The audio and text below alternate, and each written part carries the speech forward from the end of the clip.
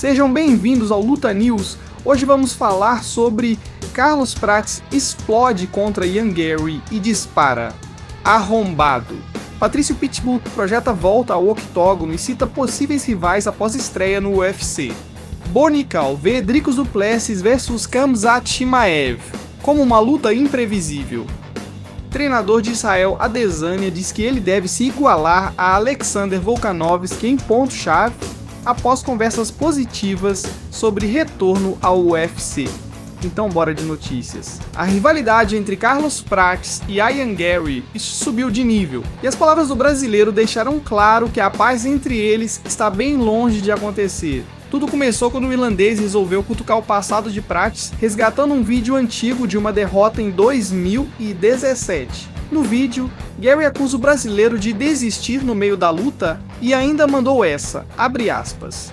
Ele sabe lá no fundo que não é um lutador, mas Carlos Prates não engoliu calado. Em um vídeo publicado em seu Instagram, direto de um treino intenso, o paulista disparou, com todas as letras, abre aspas.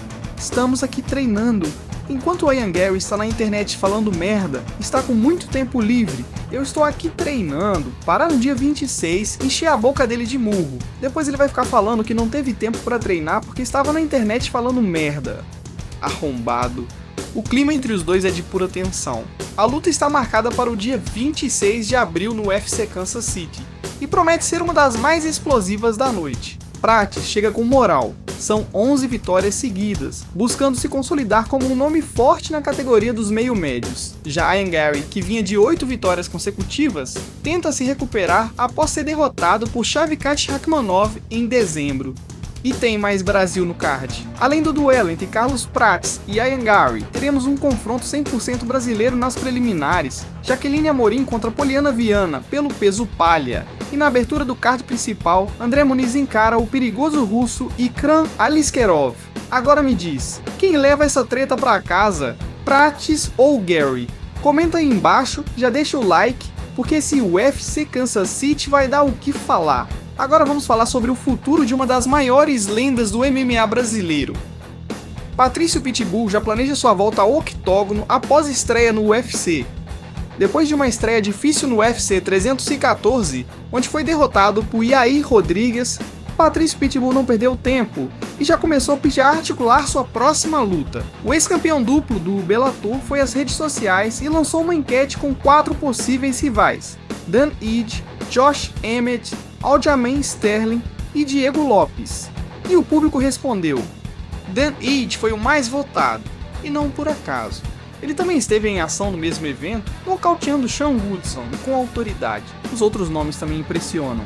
Josh Emmett, com seu poder devastador de nocaute. Sterling, ex-campeão dos galos, agora entre os penas. E Diego Lopes, o explosivo compatriota que vem conquistando os fãs com um estilo agressivo e ousado. Pitbull comentou a iniciativa e foi direto, abre aspas.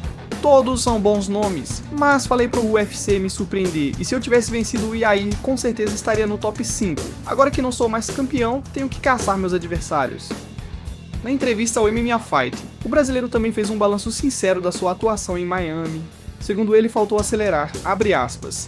Talvez por ter lutado tantos anos em combates de 5 rounds, eu demorei para ativar meu senso de urgência. Foi erro meu. Eu poderia ter feito mais, ido pra guerra, caçado ele, mas agora é tarde. Com uma carreira marcada por feitos históricos, Pitbull carrega um currículo de respeito. 36 vitórias no MMA, ex-campeão dos penas no Bellator, e um cinturão dos leves conquistado com um nocaute sobre ninguém menos que Michael Chandler em 2019. Agora, em nova casa, o veterano sabe que terá que caçar os adversários, e está mais do que pronto para isso. Quem você gostaria de ver enfrentando Pitbull em sua próxima luta? Dan Ige, Diego Lopes ou outro nome? Comenta aí! Agora vamos falar sobre um possível confronto que pode estremecer o topo dos médios do UFC, Dricus du Plessis contra Khamzat Chimaev. Quem deu sua opinião sobre essa guerra que se desenha foi ninguém menos que Bonical, invicto, promessa quente da divisão até 84 quilos e especialista em wrestling. Durante uma entrevista ao MMA Junkie, Nickel foi sincero ao analisar a luta, e não teve medo de dizer que, para ele, o duelo entre Chimaev e du Plessis é basicamente cara ou coroa. Segundo Bo, ambos têm um estilo agressivo, confiam cegamente em suas habilidades e entram no card com sede de vitória, mas ele vê nuances que podem fazer diferença. Na opinião dele, o grappling favorece Khamzat, o condicionamento parece pender para o lado de Dricus, e na trocação, o sul-africano leva uma leve vantagem. Ainda assim, Bo deixa claro, é uma luta tão equilibrada que o resultado pode depender de um detalhe, um momento, uma fração de segundo.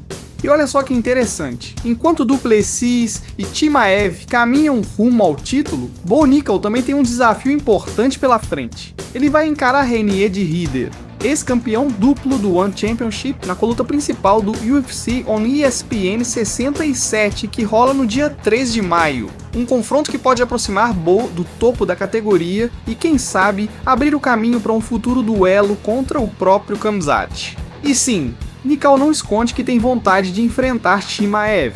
Mesmo respeitando o que o russo já conquistou, Bo deixou claro, abre aspas, "Se quiserem que a gente se enfrente, eu preciso continuar provando meu valor.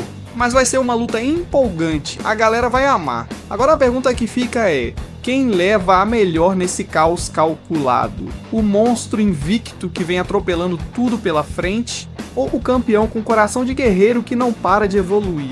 Agora vamos falar sobre o futuro de Israel Adesanya e como a vitória de Alexander Volkanovski pode ter acendido uma nova chama no ex-campeão dos médios. Depois de um tempo afastado dos holofotes, Israel Adesanya parece estar repensando seriamente um retorno ao octógono.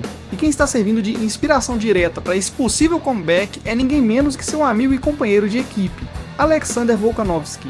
No último sábado, na luta principal do UFC 314, o australiano provou que não se deve duvidar de um verdadeiro campeão. Após 2 derrotas por nocaute seguidas, muitos achavam que Volkanovski não voltaria a ser o mesmo. Mas ele calou os críticos ao vencer Diego Lopes numa batalha intensa e reconquistar o cinturão dos penas, se tornando bicampeão da divisão. 2 anos antes, também na ensolarada Flórida, foi Izzy quem viveu esse momento de redenção, nocauteando Alex Pereira e recuperando seu título dos médios. Mas hoje, sem vencer há 3 lutas e prestes a completar 35 anos, o neozelandês de origem nigeriana se vê diante de um novo desafio: reconquistar sua forma e seu espaço. Quem falou sobre isso foi Eugene Barman, treinador-chefe da City Kickboxing. Em entrevista ao Submission Radio, Barman contou que Adesanya teve uma breve conversa com ele após a vitória de Volkanovski. E mesmo que esteja apenas no começo de um processo, ele disse claramente, abre aspas, "Acho que vou lutar de novo." Mas, segundo Barman, se Izzy quiser mesmo voltar ao topo, vai precisar seguir o modelo de Volk, um verdadeiro exemplo de comprometimento total. Volkanovski, além de ser um dos atletas mais técnicos do UFC, é conhecido por sua ética de trabalho insana. E foi isso que o levou de volta ao cinturão, mesmo com a idade avançando.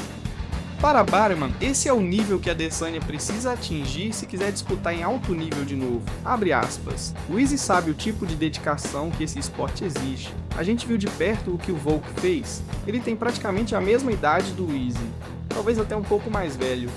E ainda assim foi lá e ganhou o cinturão mundial. E tudo isso porque ele trabalha como ninguém", afirmou o técnico. E completou: "Essa é a barra, é esse o padrão. Se o Izzy quiser voltar, ele sabe onde precisa chegar. Mas é um compromisso pesado, é algo que exige tudo, principalmente para um lutador que já está no final da carreira."